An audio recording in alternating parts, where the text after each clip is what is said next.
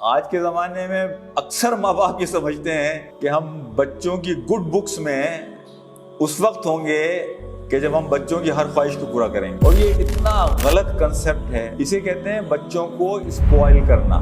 بچوں کی ہر خواہش کو کبھی پورا نہ کریں، بچوں کی کچھ خواہشات کو جان بوجھ کر نظر انداز کریں تاکہ انہیں کبھی محرومی کا بھی تجربہ ہو، انہیں یہ احساس بھی رہے کہ ہر چیز کی ایک قدر ہے، ورنہ بچے بے قدرے ہو جاتے ہیں۔ آپ انہیں ہر گیجٹ دلا رہے ہیں، آج کوئی لیٹسٹ چیز آئی آپ پاگل ہو گئے، دیوانے ہو گئے، آپ حرام کما رہے ہیں، حلال کما رہے ہیں، اپنی پوری زندگی اس کے لیے لگا رہے ہیں۔ بچوں کو قدر بھی نہیں رہتی چیزوں کی۔